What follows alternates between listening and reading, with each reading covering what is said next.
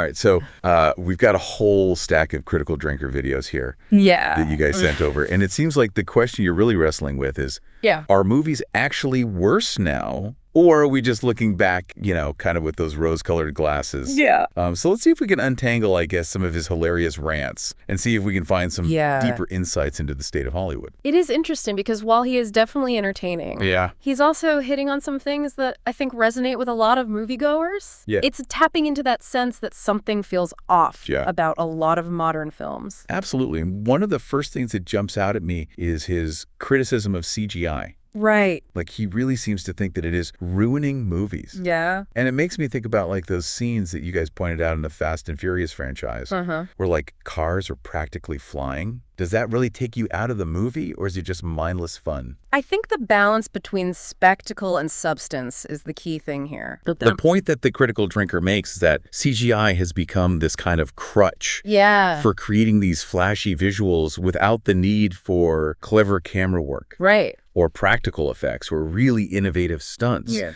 Remember those videos that you guys sent of Mad Max Fury Road? Oh, yeah. That movie is full of incredible action. Yeah. But it feels really visceral and real because it is grounded in those practical effects. It's true. You can practically feel the grit and the danger in those scenes. And he makes a similar point, I think, when comparing the orcs in Lord of the Rings to the goblins in The Hobbit, right? Right. Yeah. The practical creatures in Lord of the Rings have so much more detail and weight, while the CGI goblins just feel off. Totally. Yeah. It's like the difference between hand-drawn animation and computer-generated animation. Sometimes the imperfections of the practical effect add this layer of realism and tangibility. Yeah. That's hard to replicate digitally. So what does the CGI overload actually mean for you as a viewer? I mean, it seems like the Critical Drinker is worried that we're becoming desensitized to the spectacle. Yeah. That we're losing that sense of awe and wonder that great filmmaking can evoke. I think he's right. Yeah. When you think about those classic action sequences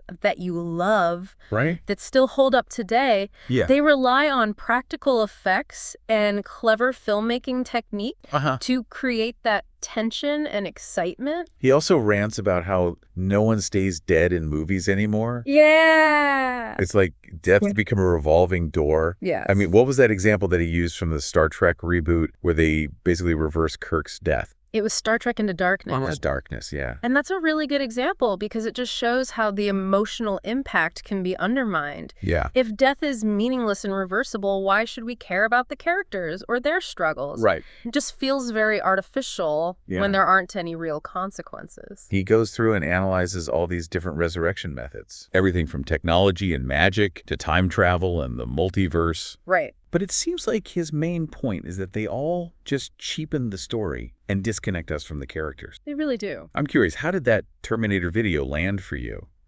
He really seems to think that that franchise just exemplifies this issue. I think the problem with constantly resurrecting characters or rewriting timelines is that it just creates this kind of narrative fatigue. It's like the writers are saying, oops, we made a mistake. Right. Let's just undo it. Instead of raising the stakes and creating genuine tension, they're relying on these cheap tricks to keep the audience engaged. It feels like they're afraid to let characters face real consequences. Totally. And that brings us to his rant about the multiverse. Yeah. Which is initially such a cool concept. Right. But he argues that it actually makes the individual stories less meaningful. Yeah. How? So he calls it character dilution. So think about it. If there are infinite versions of every character, then their individual struggles and sacrifices feel less significant. Right. Their deaths don't really matter. Yeah. Because there's always another version of them out there somewhere. You mentioned the Avengers films. Yeah. He seems to think that while they have their moments, they also contribute to this problem of inflating the stakes. Yeah. To the point where it's impossible to emotionally connect. Yeah. When the fate of the entire universe is at stake, it's hard to really feel invested in the individual characters and their struggles. Like the emotional bandwidth gets stretched too thin. Okay. I'm starting to see his point here. Yeah. The multiverse can be fun. Yeah. But it can also lead to lazy writing and a lack of genuine emotional stakes. Right. What's next on his list of grievances? Well, one thing he really hates is this phrase. Okay. Updated for modern audiences. Oh, yeah. He sees that as a justification for changing these classic stories, often in ways that feel forced and unnatural. Yeah. He uses the Snow White remake as an example. Yeah. He seems to think that these updates are less about appealing to a broader audience and more about pushing a particular agenda. It feels very agenda-driven. Yeah. He uses Rings of Power as like a prime example. Oh, yeah. Remember that video you sent where he's talking about the forced diversity and the weakening of the male characters? It seems that they were so focused on appearing woke that they forgot to tell a good story. He uses the word bastardization a lot. Yeah. Which really seems to sum up his feelings. Yeah. It's like he feels like these beloved stories are being twisted and manipulated to fit a certain worldview. Totally. Yeah. And this isn't limited to one genre or franchise either. Right. He sees this happening across the board. Yeah. From fairy tales to superhero movies to video games. It's like a systematic attempt to rewrite the past. Yeah. And impose a new set of values on audiences. Yeah. Wow. It's interesting, and this leads into another thing he talks about, which is the overexposure of celebrities in the age of social media. Yeah. And he argues that it's kind of stripping away their mystique, making them seem less special. It's interesting because he's sort of a celebrity himself now, right? I mean, he's built a huge following on YouTube by sharing his opinions on these movies. Right. It's like he's simultaneously benefiting from and critiquing this whole culture of oversharing. He makes a point about how social media has created this feedback loop. Yeah. Where celebrities feel this need to constantly share their opinions. Yeah. Often on topics they know very little about. Right. And this can really backfire. Yeah. Leading to these public gaffes and controversies. Oh, yeah. That further erode their credibility. Right, like Seth Rogen. Exactly. And J.K. Rowling. Exactly. Who have faced so much backlash for their online pronouncements. Do you think there's a difference between celebrities who grew up in the traditional Hollywood system and those who rose to fame through social media? I do. It seems like this newer generation of celebrities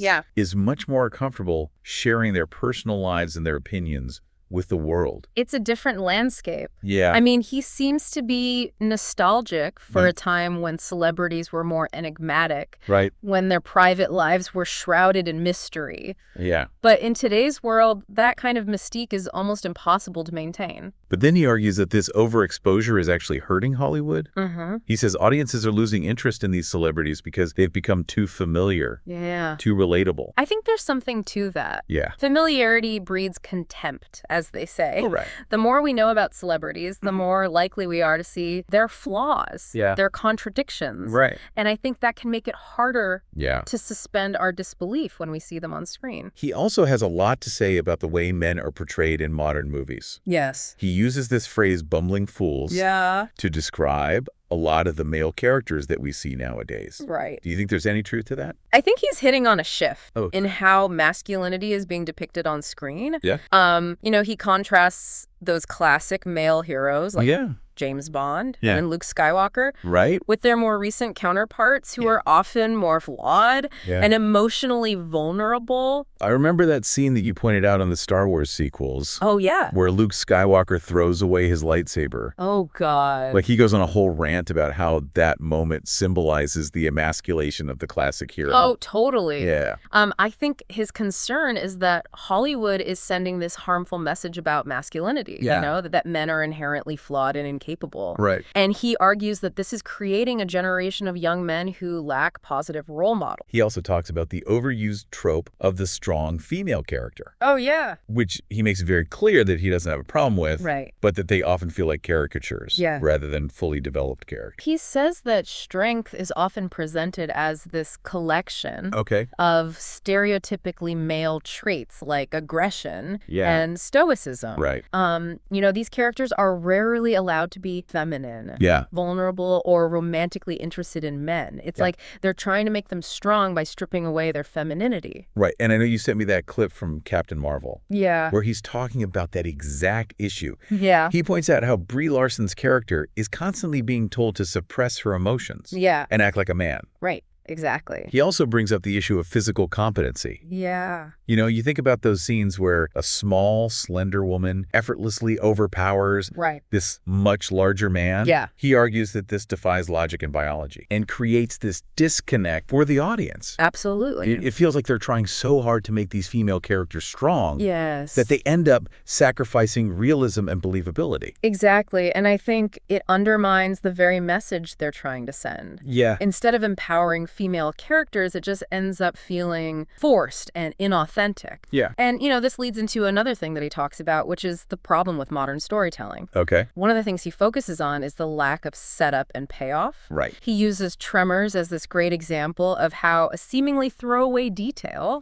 early in the film can have a huge impact later on. Right. It demonstrates how thoughtful writing can create this sense of cohesion and consequence. Remember that scene with the cooler? Oh, yeah. It seems like such a random detail. Right. But it comes back in such a big way. Exactly. And he contrasts that with that scene from The Last Jedi, where they introduce this whole new concept, decloaking scans out of nowhere just to justify this ridiculous plot point. Feels like the writers are making it up as they go along instead of crafting this carefully constructed narrative. Right. And he argues that this kind of lazy writing is becoming more and more common. He also seems to think that Hollywood is deliberately antagonizing its own fans. Yeah. He points to things like the backlash against the all-female Ghostbusters reboot. Yeah. Or the casting choices in Rings of Power. Right. Which he sees as these deliberate attempts to provoke controversy. It's like they're trying to score points for being woke instead of just telling a good story. Yeah. And in the process, they're alienating the very fans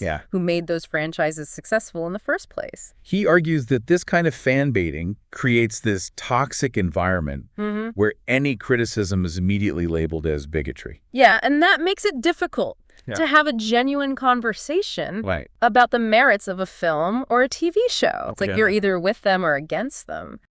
There's no room for nuance or disagreement. Another thing he rails against is the ever-increasing cost of movie making. Yeah. He argues that these bloated budgets are stifling creativity and leading to a focus on spectacle over substance. Think about Avatar 2. Yeah. It was a visual masterpiece. Right. But the story felt very thin and derivative. Right. It's like they spent so much money on the special effects that they forgot to write a compelling script. And it feels like this is happening more and more. It does. It's like Hollywood is afraid to take risks on original ideas or unknown talent. Right. They'd rather play it safe Yeah. with sequels and reboots and adaptations of existing property. That's the safe option. Yeah. He also points out that these big budget films often suffer from studio interference. Oh, totally. The more money at stake, right, the more likely executives are to meddle in the creative process, often with disastrous results. It's like you're trying to manufacture a hit. Yeah. Instead of trusting the filmmakers to tell their stories. Right.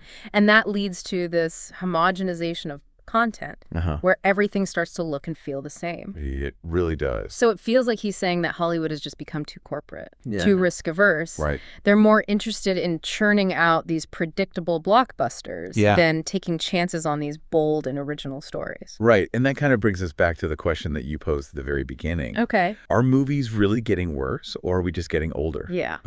He doesn't offer like a definitive answer. Right. But he does make us think about our own relationship with movies. Yeah. And how our expectations have changed over time. Do you ever struggle with that? Oh, totally. Yeah. I mean, we all have our favorite films from our youth. Right. And it's only natural to compare those to what's being produced today. Yeah. But I think it's important to remember that filmmaking is always evolving. Right. What was considered groundbreaking or edgy in the past might seem cliche or outdated now. He does seem to be particularly critical of modern writers. Yes. He argues that they lack the life experience and the emotional maturity to create these truly compelling characters. Yeah. Remember that video you sent me about how modern movies are being written by children? Oh, yeah. It's a pretty provocative claim. Yeah. But kind of see where he's coming from. Yeah. He points to this trend of like simplifying conflict resolution and avoiding nuanced character development. Yeah. It's like every problem can be solved with like a witty one-liner. Right. Or a fist fight. Yeah. He misses the days when characters were allowed to be flawed. Right. Complex. Even unlikable. And he's not just complaining about the lack of strong male characters. Right. He also critiques the way female characters are often portrayed. Yes. Arguing that they're often stripped of their femininity. Yeah. In this attempt to make them strong. Right. It's like they can't be both and vulnerable at the same time. It's almost like there's a fear of embracing the full spectrum of human emotions and experiences. It's like everything has to be neatly categorized and simplified, which can make the characters feel less relatable. Right. Less human. So where do we go from here? Okay. I mean, is there any hope for the future of Hollywood? Or are we just doomed to a steady diet of CGI-laden sequels and reboots? Well, I think the key is to be more discerning as viewers. Okay. We need to support the filmmakers who are pushing boundaries, telling original stories, challenging conventions. Yeah. We need to be more vocal about what we want to see on screen. And be willing to step outside of our comfort zones. Yes. And explore different genres and styles of filmmaking. Exactly. I mean, there are still great movies being made. Yes, there are. We just have to be more proactive in seeking them out. And you know, the Critical Drinker, for all his ranting and raving. It's a great example of this. Yeah. He's found a way to channel his passion for movies into a successful career. Right. He's built a community of like-minded viewers who share his love of film and his desire for something more than just empty spectacle. He is incredibly entertaining. He is. Even when I disagree with him. Yeah. I can't help but admire his passion and his willingness to speak his mind. So I think as we wrap up this deep dive into the world of the Critical Drinker, the takeaway is this. Okay. Don't be afraid to be critical. Right. Don't be afraid to challenge the status quo. Yeah. And most importantly, don't be afraid to be passionate about the stories that matter to you. He's really made me think about the power of film. Yeah. And how it can shape our perceptions of the world. Right. It's not just entertainment. No. It's a reflection of our culture, our values, our anxieties. Yes. And it's up to us as viewers to engage with it thoughtfully and critically. He may come across as a grumpy curmudgeon sometimes. He does. But I think his heart is in the right place. He wants movies to be better. Right. And he believes that we, the audience, deserve better. Yeah. And that's a message I can get behind. So the next time you sit down to watch a movie, think about the things we've discussed today. Okay. Pay attention to the way the story is told, the way the characters are developed, the messages being conveyed. Yes. And don't be afraid to ask yourself, is this a good movie? Yeah. Or am I just letting nostalgia cloud my judgment? And maybe, just maybe, if we all start asking those questions, Hollywood will start listening. And we'll get the kind of movies we deserve.